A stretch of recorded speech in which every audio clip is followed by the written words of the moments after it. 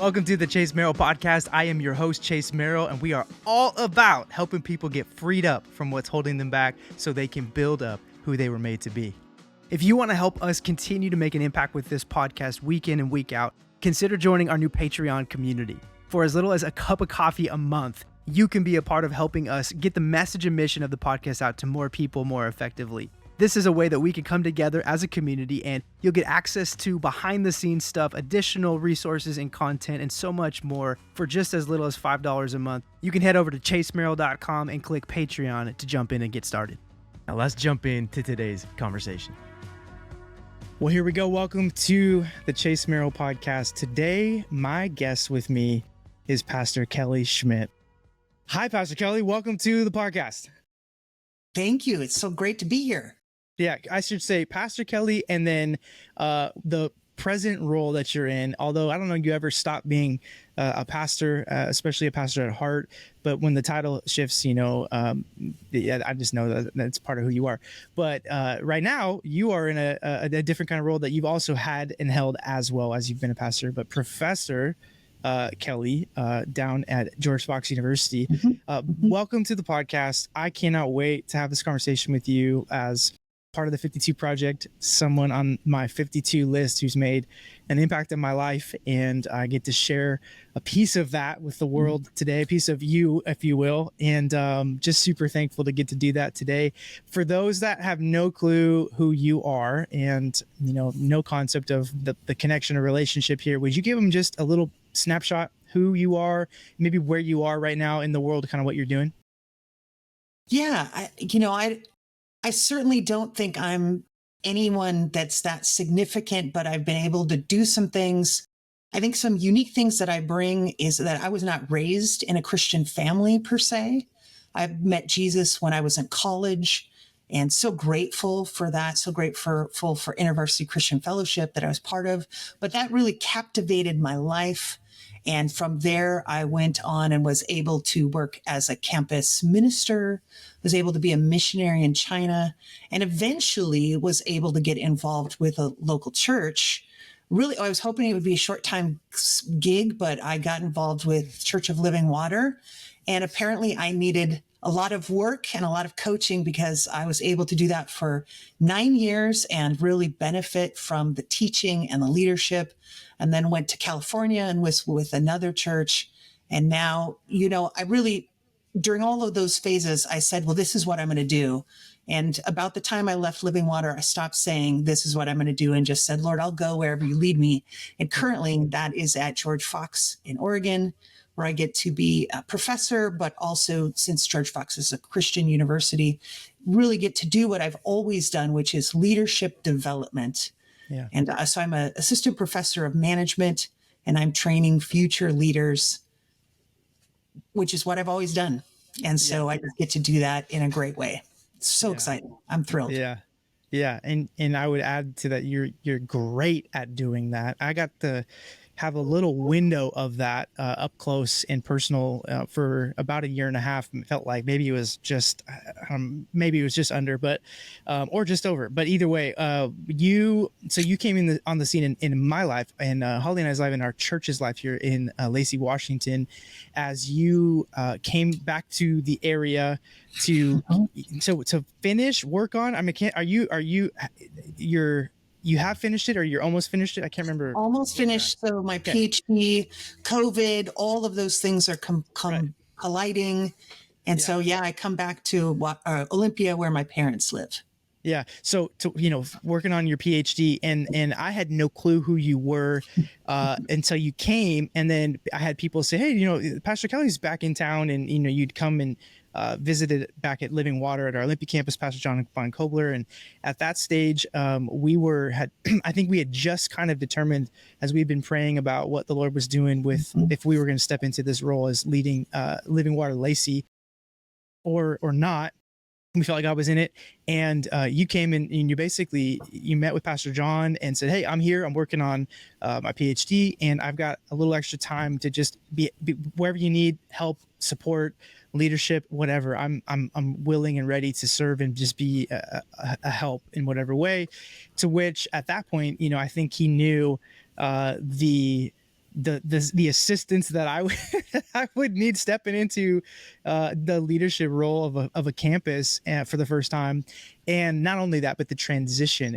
For us, we came together with a Foursquare church that had been in existence for close to 18 years. Their pastors had retired and moved away, and we came in to become the new pastors and really look at coming together and restarting as a Living Water Lacey campus. And so that was where I think there was some kind of like, hey, there's a younger guy who's going to be taking, this church, and he probably could use some wisdom and some experience in his world. Would you be willing to kind of walk a journey with him? So that's where we got introduced. And then I remember thinking to myself, okay, I think I was in the office area when you had, I don't know, you'd come up and had a meeting with Pastor John or talking, I don't know when it was, and thinking that he had made that comment and thinking like, okay, I don't have, I'm trying to get to know all these other people, and like, this is still kind of spinning for me.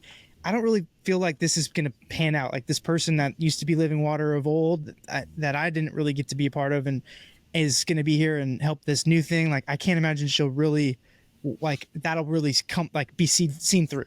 I just thought like, great, but like, I don't think it'll probably actually happen where she'll come to Lacey and I just was so off. I was so far from correct and so surprised in the best way with the gift that God gave us, having you step into just being around us and our team in the formation of what God was doing as we launched Living Water Lacey in those beginning months and through that first year or so back in September 2021. And it like one of the most surprising and unexpected gifts the Lord gave me in that whole first year in ministry, that looking back on the last couple years that we've been here and where we are now, I made a comment today at church of a couple that was a part of the church before and helped us transition, and they're now transitioning to another church, another season, how instrumental God used them in some of those first days. And in a similar way, so people that are listening have a context right out of the gate. Like, the first year of leading at that level of leading a church campus, it was really hard. It wasn't just the ministry itself being hard and challenging. Life was hard for me that year. Like, I hadn't experienced really up to that point.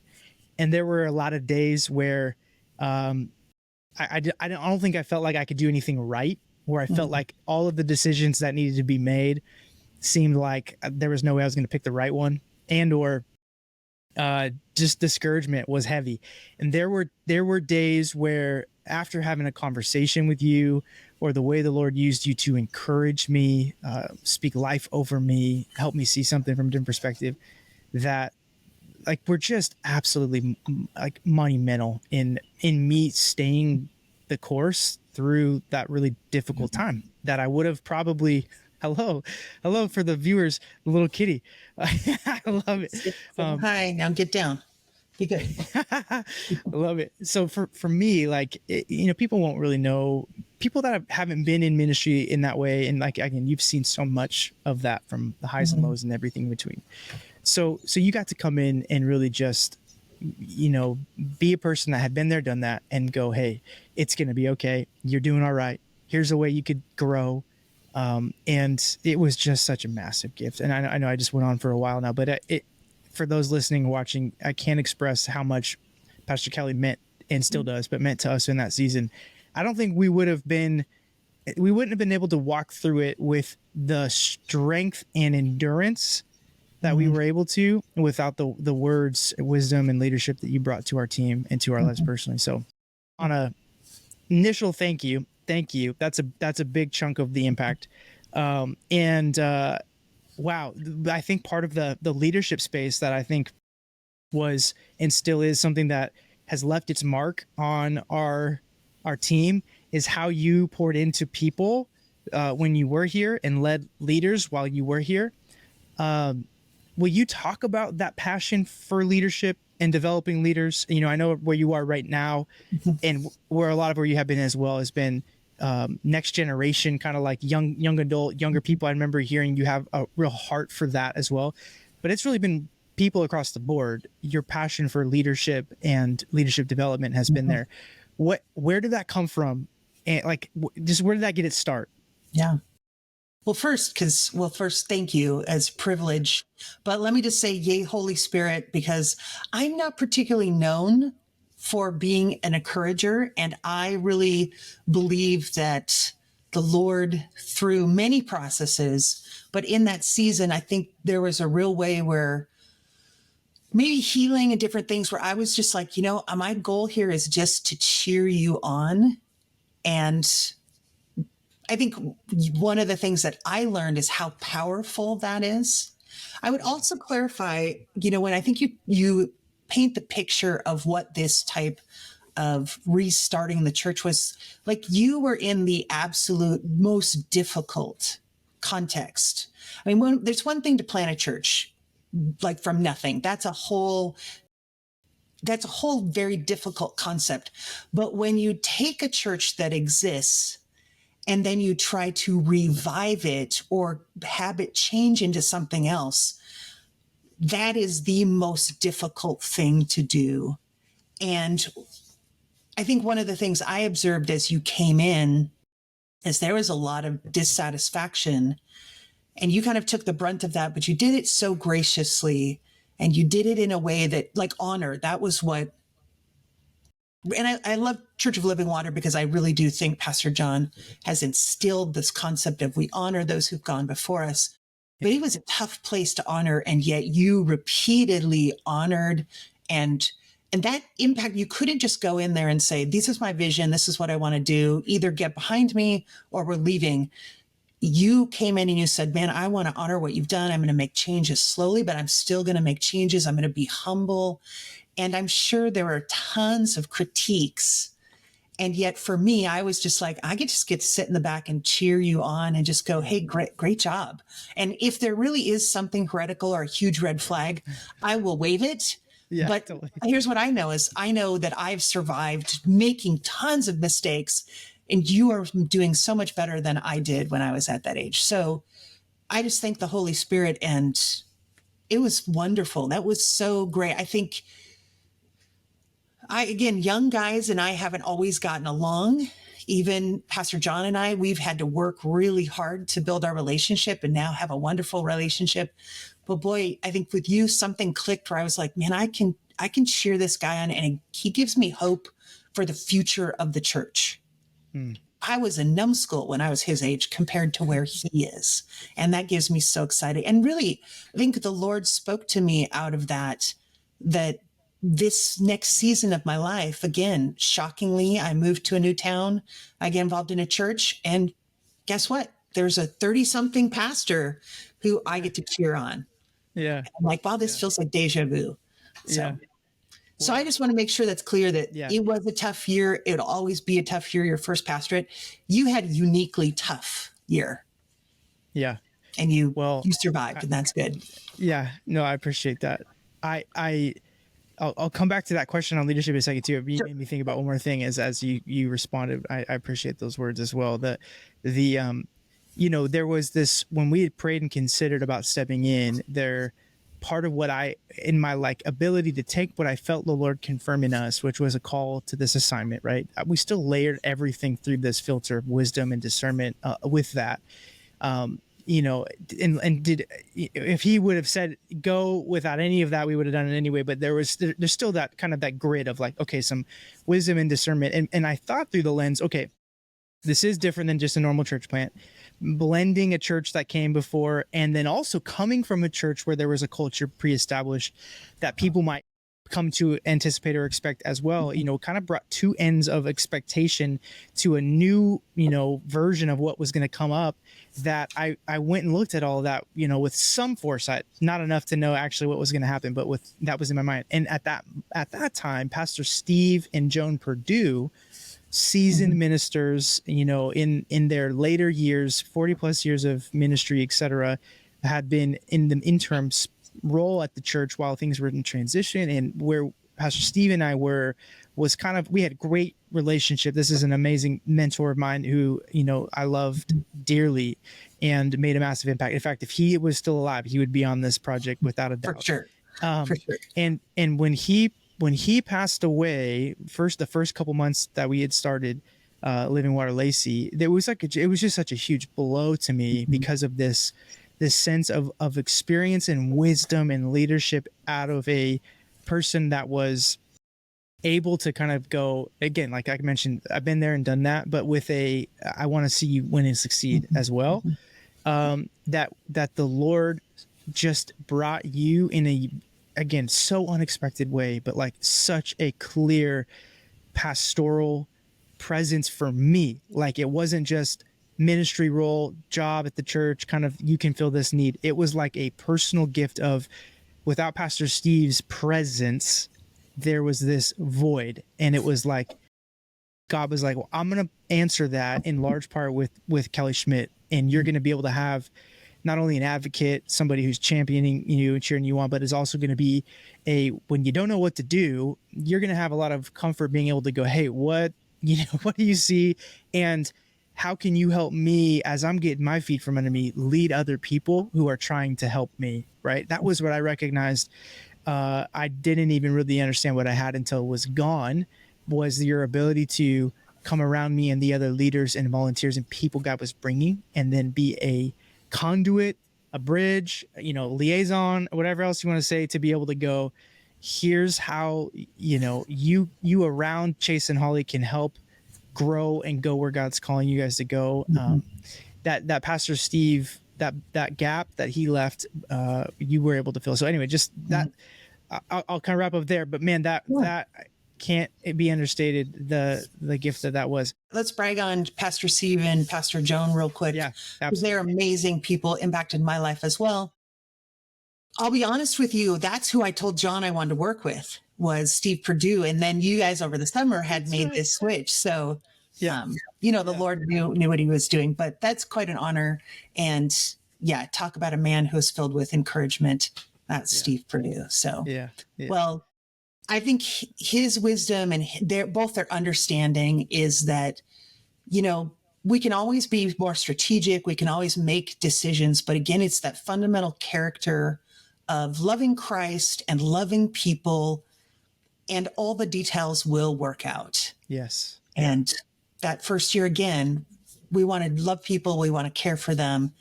And it was not an easy situation to do that with the dynamics that you mentioned. Yeah. I can talk about leadership if you want. Yeah. Just what, I mean, I think because I think the other unique piece of that too, right, is you have been and continue to be like a strong leadership force in the world that you're around. There's not a lot of passivity. There's not a lot of like, you lead from and with strength. And, I think it stands out in such a like contagious way. And so like, it's not something, it oozes out of who you are, but it obviously is something that you have grown in and determined to build up in your life. And so where did that come from? I guess that's the thing, I think, because I see it so passionate in you, and across the different, spectrums, ministry, marketplace, business, whatever. Where did it come? Where did that passion for leadership really come from? Yeah, I would say that in terms of teaching or even theology, the main place that came from was my time in college with InterVarsity. And there was a really strong emphasis in that process that really understood the gospel, and our responsibility as Christian was to influence other people. So when we talk about discipleship or we talk about influence, you can define that in so many different ways. But in that context, I was influenced by the idea that we are called to intentionally go out and interact with other people and engage them in a way that doesn't just give information, but that gives life transformation. And that is what happened to me. I went to college, and I'll be honest with you, I wasn't a believer. I hadn't been raised in a Christian family. And, I blatantly said to my parents, what is the farthest college I can go to get away from you? That's not a good thing. You don't want to say that. But Yeah. it happened to be Eastern Washington University. And in my high school career, I'd been searching and hadn't found it, but was being influenced by music and some of my friends. But the minute I went to college, there was a sign in my dorm that said, "Hey, there's a Bible study." And I'm like, okay, that's what I'm going to do. I'm going to go to that. And so by October, I had become a Christian through these little Bible studies. Wow. And within that context, I was like, I knew I needed help. And so I remember approaching one of the leaders and said, "Hey, would you be open to meeting with me like on a weekly basis so we could talk about the scripture? Because I know nothing." And she's like, absolutely. Yeah. I did not know that really is what you want to do, but I was like, I'm so hungry. Yeah. And what we were taught was, well, then now you need to go out and you need to meet with people and talk to them about their life with Jesus or their engagement with Christ. And so this idea that discipleship and leadership really are almost synonymous. Now, within that, there is a book that really talks about some of these ideas. It's by Robert Coleman. It's called The Master Plan of Evangelism. And it really looks at how did Jesus do his ministry? Well, he did not stand up on a hill and say, "Who wants to follow me? Right. Put your name down on this list." He went and he found people and he said, "Hey, Andrew, Peter, James, John, I see something. Follow me. I'm giving you this opportunity." And then he lived life with them. Yeah. He did day-to-day stuff. He talked about engaging all those things. Now, it's not a perfect model, but for me, I didn't grow up in the church. I struggled with the church because it doesn't have that model all the time. Sure. But for me, that's what it means in terms of leadership, means that you walk alongside someone, intentionally engaging them with the goal of developing them. Yeah. Yeah. That ability to have the balance and the patience. Okay, this is one of the ones that I want to hear your perspective on, because I think when it comes to life, but ministry especially, because it's my most prevalent context, and I am leading a lot of people that are learning how to lead people in the tension and the balance between how to have the proper amount of patience or endurance with somebody with where they are, while trying to help equip them and take them to a greater place of growth or transformation. Like when you think about some of, just principally, but maybe even if you have any examples, but like what would you say to the person struggling right now where they are in their role? Okay, ministry, business, whatever, and they've got somebody in their world that they are responsible for or have a desire for to help take on a journey of development, growth, maturity, whatever. But it just seems like the person's desire, it does not match their desire to take them on that same place. Where have you found like those? How do you know where to find the balance between that patience and endurance and like the, like, let's get up and go, or challenge and sharpen and call out or rebuke or exhort? How do you navigate that with people without just completely punting on the situation? Yeah. Well, first, I wish I could say that I've always done this well or even good, and I can't. Sure. So if I have any former disciples that, I need to repent to, I will do that. So that being said, I just want to acknowledge that I've gotten much better as I've gotten older, but I do think there are some principles that I've learned to, or some tools that I've learned to do better with. Yeah. And one is, you need to ask yourself, well, what are the fundamental characteristics that you're looking for? And I'll be honest with you, I don't know where this comes from, but I've stole it and use it and pass it on regularly. For me, I look for fat people. Fat people. Okay. So it's a little an acronym that's, so first faithfulness. So if you can't do anything with someone who is not there. They need to be faithful. They need to show up. They need, the second thing is available. So there may be people in your sphere who are faithful. They come regularly, but they're not available for another level or another challenge. And I want to say, I think when I was younger, I was very judgmental about that. Now I go, there are seasons. Yeah.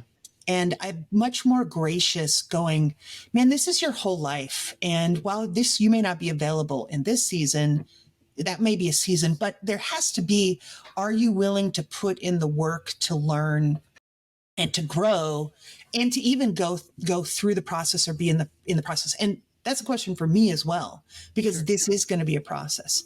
The final thing, and I would say one of the most important things, is, are you teachable? I wish that I could say I was a model disciple. I think there were some good things. I was a bit of a rebel, growing up in my faith. Even, I'm sure Pastor Bert has some stories. Now, I think he likes rebels, but I think there was some rebellious there. But I always wanted to be open to going, how can I grow and do better? So there's that teachability. Are you open to correction? Now, I don't think that's perfect, because again, you have to have some moxie to lead and to move forward. But we don't always have to be Peters, but we also can't always just be Thomases, right? You need to grow. You need to be stretched and grown, whichever direction, right? I don't ever need to be told to be more intentional. I usually need to be told to be more graceful. And so what's the balance? So I think you have to start with, what are you looking for? And I would caution, as a leadership, since that's what I do, is I teach leadership now, like more as an expert, be careful of looking for the things that may be stereotypically. The best leaders aren't always the loudest. Right. The best leaders aren't always the person who's making the most noise or the coolest person or whatever you want. It's not a personality type. Yeah. I mean, I'm an introvert. I don't know. Are you an extrovert? I don't know. I think I was telling somebody this a couple months ago. I think the longer I'm a lead pastor, the more introverted I realize I Fair really enough. Fair enough. You want to be a park ranger every Monday. Yeah. Yep. Get away from the people. Yep. Yes. So really be good. careful of that and be looking for those deeper qualities. Yeah. Man, I think my only redeeming thing is, I really wanted to get to know more about Jesus, and people stuck with me. So when you ask, how do I get over in the process? I remember what people did for me. That's the biggest thing. Again, I was the biggest knucklehead in most of the situations I was in. And people were like, I see something in her. If we just hang on, Yeah. God can redeem her. What was for sure, and that's evident. But I think that I've heard this in previous moments with you, but even in this conversation, that I think it's pretty not enlightening, but it's it shines light. I guess that's enlightening. It's enlightening to, I think, a really important thing that you have discovered or have figured out, that is caught more than is taught in the way that you're speaking and communicating. And I'd love to press it for a second. And it's just this, how you've made the comment, as I've gotten older, I think I've gotten better to some degree. Like, that's kind of what you phrased. Like, I wasn't always like this. I wasn't always known as an encourager, but now I am in a couple of those. That is not always, or I would even say normally, the outcome when it comes to even leaders within the church. That as they get older, they actually are looking more like Jesus, or they are the rougher edges, if you will, are getting smoother. There's that, I don't see that very often. That's not common. I guess I'm trying to acknowledge. And yet here you are, not only acknowledging it, but even in a way, like, there's a genuine and authentic, like, celebration to what God has done. He's redeemed, right? Like, I don't really know even what the question is, but I want to point it out, because I think that there's something there that all of us, whether we are, seasoned leaders and have been in something for a long time, or we're just starting out, that there's a humility there and an authenticity that you have captured, that it seems like is super refreshing, and it's just not common. Do you feel like that has been, was there a moment that happened? Was there a couple moments, or was it just something that ongoingly it's been this progression? Like, can you give us more insight, like, on that? Yeah. And one of your questions is, what does freedom look like for you, Right. right? Yeah. So the whole freedom to build up conversation. Yeah. Yeah. That may be a great place for Which you to I, speak about. I could give many examples to Sure. that. So the thing I would say is, you know, I think the Christian, just in general, the Christian faith is not, hey, I start and I just keep getting better and more, less. I need to depend on Jesus less. I think that's completely wrong. We have Paul at the end of his life saying, I'm the chief of all sinners. Well, what does that mean? Well, I think the more you get to know Christ, the more you go, man, number one, thank you for saving me because I see my flaws and my wretchedness. And I'm not independent of you. I'm more dependent on you. Yeah. And so while I've had many places of freedom that we could talk about, I would say the biggest shift in my life has been realizing that I don't this whole ministry thing, this whole being a Christian thing is not about me performing. Hmm. So it's really not about me. Now, the big way that happened is I lost my job. Hmm. And if your identity is wrapped up in what you do, it will kill you. Yeah. Because suddenly I wasn't a pastor on staff. I wasn't doing all these things. And I had to go, well, what does this mean? And what does that look like? And the freedom of identity. So I think the older you get, the less you have to go, you have to be careful that I'm not building my kingdom. Yeah. And I think that's the big switch. I think before when I was younger, I was like, everyone look at me, I'm building this kingdom. And now I'm like, we're just building the kingdom. So I can cheer for a young guy like Chase because if he wins, I win. Yeah. If I can cheer for this other person in this other context, because it doesn't have to be about me, because my identity is in Christ, not in this role that I do. And that the freedom with that is so amazing. Now, I think along the way, do feel this idea of calling. I've struggled and gone, well, what's my calling? Am I called? My job as an assistant pastor is the first secular job I've ever had. I did ministry for my whole life. Yeah. So, I mean, I'm like, first time. It's great. It's great in many ways. But Yeah. I think what I would say is the freedom for me, one of the things that I have figured out with my calling is I'm not called to necessarily preach or do these things, but I'm called to raise up leaders. And the Lord spoke to me really because I was on this journey of should I be a senior pastor? Should I not? And the Lord really said, the way that you're going to build the kingdom is not you being a pastor, which is really, it's good. But if you raise up people who are senior pastors, that's be so much better. And I'm like, well, what's the good number, Lord? And he said, well, why don't you start with 10? And I think I'm 6 in Let's go. of convincing, or not convincing, but encouraging people and challenging people to look and say, I see something in you. Have you ever thought about full-time ministry? And people who've gone on to get their pastoral license and then go start a church and do those things. And I can tell you, right, that makes me more excited than anything I can do.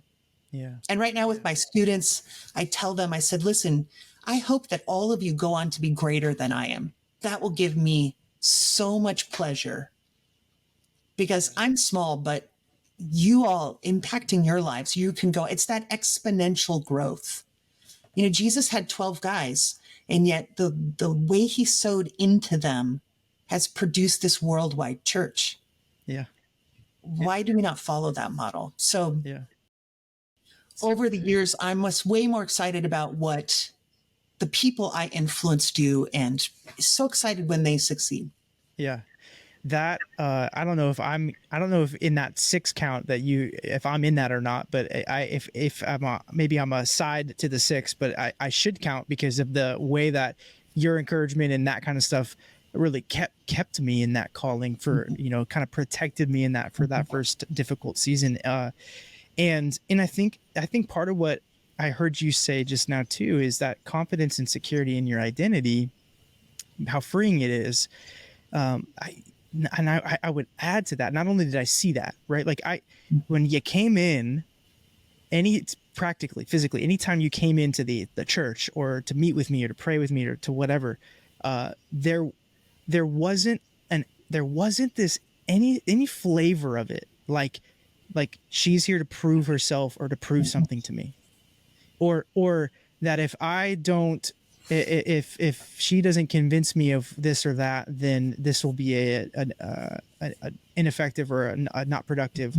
There was such a tangible sense of security that you brought to those moments that I watched you living in that freedom, and then it just made it more effective and potent for me. And so that was something that I think in ministry as a leader, that when it comes to people that want to be in and around and involved, a lot of the time it comes with this caveat. I don't know how to describe it, but the caveat kind of comes with it does kind of come with a subliminal, like, I want to prove myself to you. I want to prove that I'm valuable, or I have something to contribute. And all of that stuff is not bad. It's good stuff, right? I mean, it's wired in all of us, but I think at times, part of what I think why I mentioned, I'm kind of connecting some of the dots live time as I'm saying it. What was an unexpected surprise, it also was that I didn't feel like you were wanting or needing to be involved to prove that you had something to contribute to our leadership space, although you had a ton to contribute. I felt like your confidence and security was like, I have it, and if you want it, great. If not, great. But I'm available, or I'm here, all that. And that was what made it, I think, even more effective and attractive, was like, yes. And I wish people, period, but leaders especially, would capture some of that. Like, there is something so confident and attractive to a person and a leader who is not trying to prove anything to anybody or prove themselves to their value, their worth, their whatever. And it's just crazy how upside down it is, right? Like, you think the less you try to prove, the more you prove it.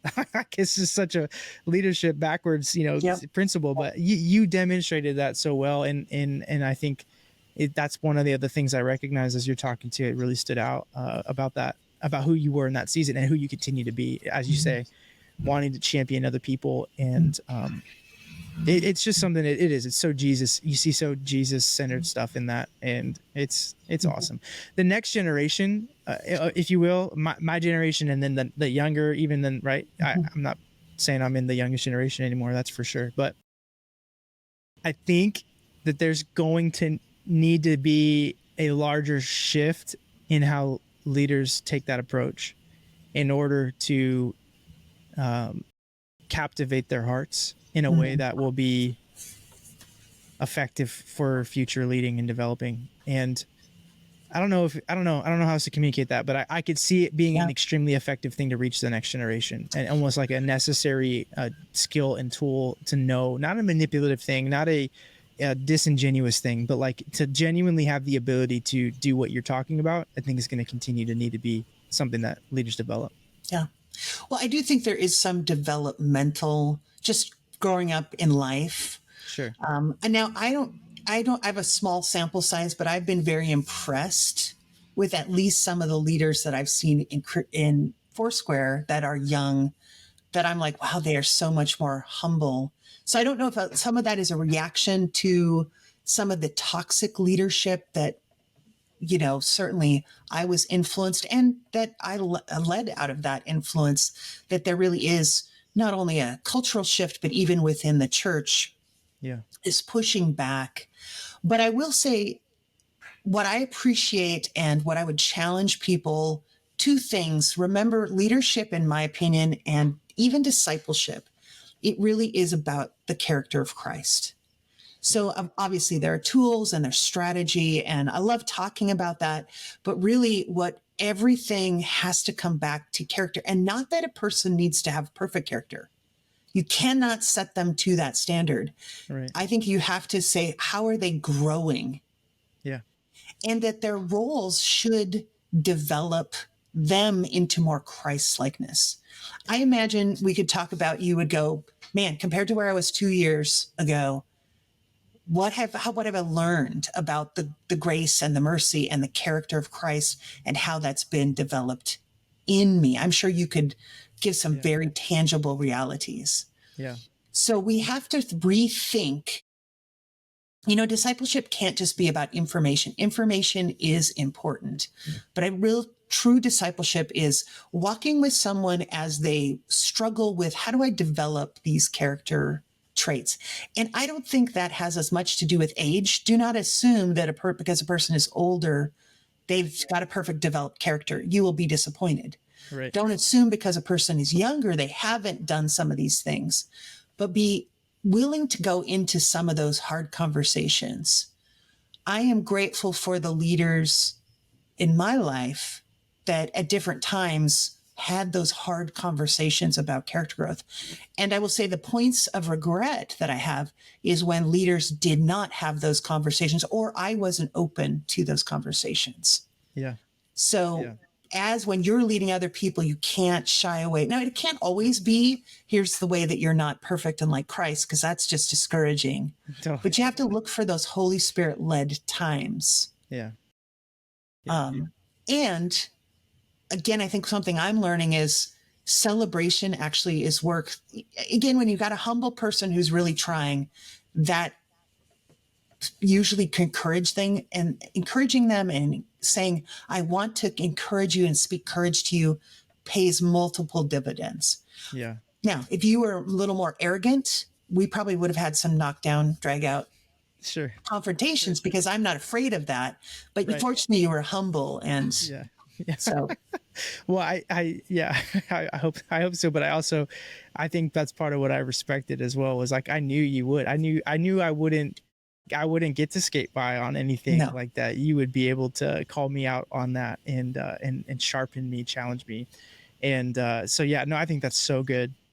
One other big significant thing about the who you are, not just what you've done or what you do, part of like your life and testimony, and really call. I think that's an accurate way to describe it as well. Is around this idea and concept of biblical singleness, and the conversations that we've gotten to have over the time that I've gotten to know you. And one of my favorite conversations that I got to have, we did together as a sermon kind of Q&A time with our young adult ministry a couple years ago. And I'll never forget that. It was one of the most, I just so enjoyed getting to have that conversation with you in front of a group of young adults hungry to learn and grow, and see a healthy example of an option, a biblical like option and path that could be something that is considered and walked in, and not any less than what God has for his best for their life. And so anyway, just that was and I think we even have it, the podcast of it recorded from a sermon thing somewhere in the sermon sphere. Hopefully I can find it, because it was such a great conversation. And we won't get into all of that, but will you just give us a little bit of that window of that call on your life, and really how you've walked out something that is, for most of the people that are going to be listening to this, it's gonna seem or feel probably a little foreign or unfamiliar, because it's not often that, at least in my own life, that I have healthy representation and example of like a lifetime relationship, friend, person, mentor, whatever, that I can go, this is their life, and this is a great example of what this is. And it's like, it's actually up close. I have a relationship, right? I don't have that. I don't think a lot of people do. And yet you bring something really unique to this space as part of who God's called you to be. Can you share a little bit about that, just for those that are like, that's such a maybe foreign concept for them? I'll be honest with you. I struggle with the idea of a calling in one direction, but if we want to use that terminology, what I would say is, I think everyone needs to go before the Lord and really submit their life and say, what do you have for me? So if we want to use the term calling, then I think it's okay to say, well, I feel called to be married, and you need to know, I don't think there's anything wrong with that. And in my own journey, the Lord said, hey, if you want that, you can pursue that. Now, he did say it will not be the best for you. Sure. And I don't think that would be something bad, but I think the Lord knew something about me and what he wanted me to do with my life. The truth is, I would say there is a way that the church, especially the evangelical church, we've not done a good job of presenting the truth that you as a Christian, it is not marriage that fulfills you. It's Jesus Christ. Right. And that just as marriage is a tremendous place of character growth, tremendous. I'm probably one of the most tremendous places. So can singleness be, and having kids and all this stuff. So I think for me, really the issue was that I wanted to say yes to Jesus along these ways. And this is how he said you can best say yes. And there would have been things that I could not have done probably as effectively if I were married that I've been able to do. Yeah. There are ways I have discretionary time because I am single and I don't have any children. Now, I would also say there are convictions that I hold that because I'm single and I don't have any children, I hold convictions. So one of those things is I love babysitting your kids because I think just because I'm single and I don't have any kids doesn't mean I shouldn't care for other people's kids. Yeah. And that's just a conviction that I've always taken with me, that we're all called to care for and raise up the next generation. Yeah. Yeah. I think whatever stance you choose, and this was the biggest process for me, is you need to go into your calling healthy.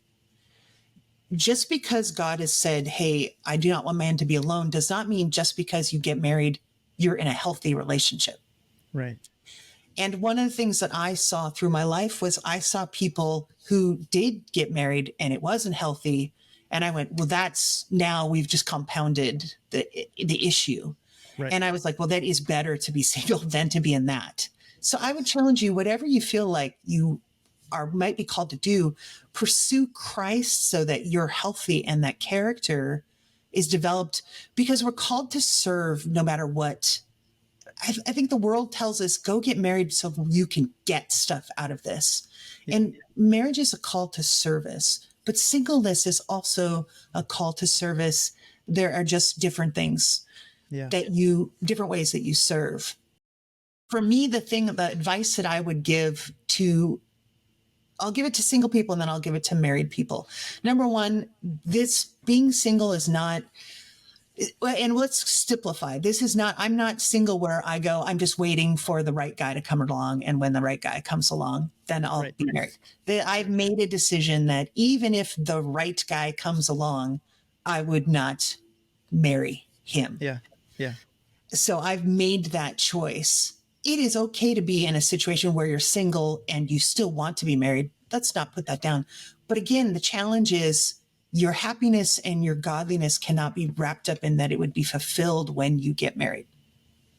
The truth is, statistically, everyone is going to be single at some point, either before they get married or when you're going to be a widower, or something may happen. And so you have to deal with that. Now, what I would say to couple people, well, the final thing I'd say to single people is don't be weird. Don't be needy. Get healthy so that when people interact with you, they don't go, here's a weird single person. They go, here's a healthy single person that I can engage with. You are not defined by your marital status. So don't you be the one who keeps doing that. Yeah. To couples, we need to include single people in our lives. I think the thing for me is I just don't let couples not include me in their lives. So I push my way into their lives and say, oh, and they go, oh, you're not weird. And they go, oh, yeah, you're kind of cool. Yeah. Yeah. It's 100%. Yeah. Yeah. Okay. Yes. I mean, that was just like a rapid fire. Sorry. No, that was so good. I just hope, people can go back and re-listen to a few of those, because it was like boom, boom, boom. But yes, and yes. Like I don't think that before I met you, it wasn't that I didn't see those things as opportunity, like as potentials. But I don't know. I don't know how else to describe what the Lord did, except for just he firmed up those potentials in a deepened and more clear way in my heart and soul, to the way that now every day or every time I communicate from the pulpit platform, preach, teach, there's a different lens, and it's a lens of like, being more careful than I used to be around even how I un um unknowingly, or just I communicate, or say something to the effect of marriage or relationship being the pursuit or the assumptive posture of the person I'm speaking to, and then completely forgetting about or not mentioning, or and again, it wasn't, I haven't heard you be this, hey everybody, I'm single and don't forget about me. That's not been it. It hasn't been your flag that you've been waving to, like, that, like, it has just been like exactly like you said. You have made a statement with your life that is undeniably like, this is so healthy. Like, I want you closer to me. I want my kids around you. I want you to be around, whatever it is. Like, there is a who you are that is attractive to the humanity of people in relationship, to go, you're a living, breathing example of a healthy human who is pursuing Mhm. Jesus. In that, a part of your journey is the decision that you've made to pursue singleness. And I just, I hadn't, and so I guess I'm being even more careful now to, and I'm very pro marriage, but I'm also pro singleness in a new way now. Like, I'm looking at your life and the impact that you're making for the kingdom of God, and some of the relationships that I know you have, and I'm going like, man, that is good. Mhm. Like, that kind of the whole, like, God made it and it was good. I mean, like, that kind of thing. It wasn't like a God made it and he didn't have a complete thing here. Like, no, like, obviously we have Jesus, Paul. There's examples through scripture Mhm. of men and women who walked out a singleness as a decision to give the Lord an unreserved everything. That I don't, we don't have a lot of modern day examples, Yeah. I don't think, of that. And I just had never really seen Mhm. somebody walk it out as healthily as I had, until I really had a chance to meet you and hear Yeah. your journey. And I do want to reiterate what you said kind of right in the beginning. Um, it's because this overlaps obviously to the married couples out there dating, engaged, or those that would want to be. At the end of the day, like, you're not going to cross the finish line of eternity and the Lord go, even, well done being a great husband or a great wife, you know, or even parent, right? I do really think you peeled it back to the base layer, which is, well done, good and faithful servant. Mhm. We can be a fully effective, fully fulfilled, fully on mission disciple of Jesus, single, engaged, married, whatever, as a servant, to surrender our will and our plans to him and let him lead. And that's just something that I wish more people could see healthy examples of that. Mhm. Because I just wonder how many people, maybe even missing some of some of that security and that peace that I've watched come out of you in that decision that you made, because they wrestle with, well, this isn't what society maybe Mhm. Mhm. says, or even the church Yeah. says is acceptable for leadership and ministry or Mhm. whatever. And you have basically blown all those things out of the water for me in the 2 years, 2.5 years that I've known you, to go, no, this is this is good. This is an incredible example of a leader, a Mhm. person, a sister in Christ, a shepherd, a pastor, a Mhm. professor, etc., that is doing this. And I think it's just glorifying and honoring to the Lord. So uh, thank you. Thanks for Yeah. sharing part of that journey. And and I know, even for people listening, I know it'll encourage them, just because there's going to be people in their life that they have that, whether they are single and can be encouraged and challenged the way that you just did as a single person, or they are a couple or married or whatever, to go like, man, this is, I just need to look at this through a healthier lens than maybe I have Mhm. been before. You Yeah. know, I think the word that comes up for me in any circumstance, I love this word, is intentional. You need to be intentional. Yeah. So whether you're wanting to date, or you're pursuing singleness, or you're even community, it is not easy to be single. Yeah. You need community around you. You need people you Yeah. need relationships. We're created for relationship.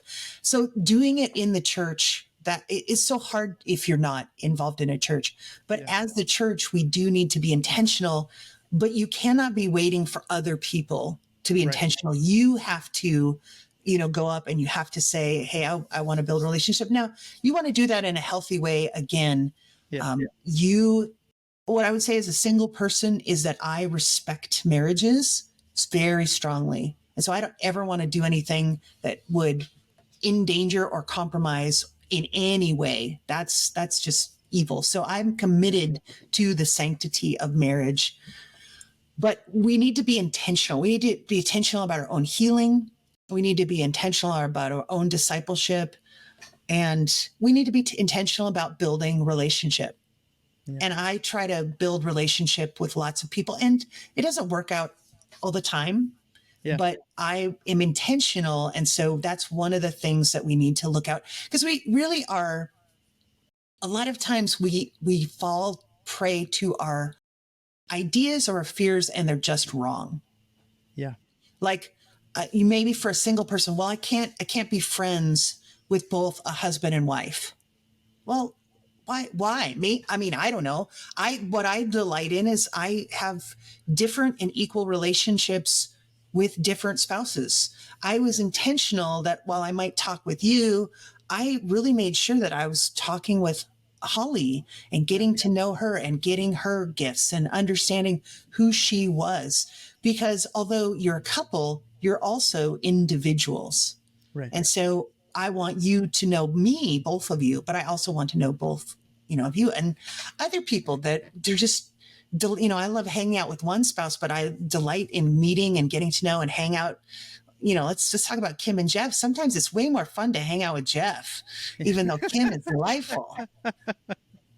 They are, they are, they're powerful and special people, and yes, they're unique individuals that bring to the table. I thought that's such a good picture, even for it's such a good picture. I don't think a lot of people even consider that world enough to let the Lord grow maybe that place that He wants to grow in them in that way. So I know for me, I think I've said this some degree of this when we had that conversation a couple years ago with the young adult ministry, but like I have just a new commitment to honor and champion those in my life that are single and or feel like, man, I want to make a decision for that, whether it be for a season or for a lifetime, to go, man, you're not going to miss out on God's best for you because you've chosen that path, because you're surrendering your life to Him, and that's the best life you can have. Yeah. So I think whenever you operate out of your neediness, like if that's the constant place you're in, it gets really tough.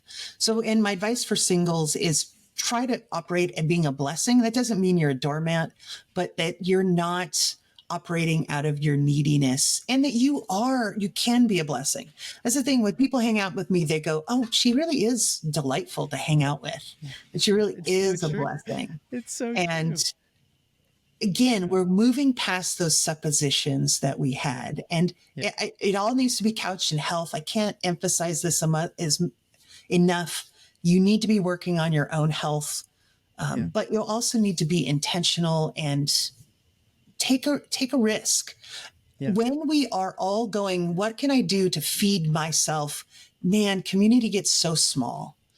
Because Jesus is the one who's supposed to feed us and nourish us so we can care for other people. And that we need community that way. Yeah. So good. So good.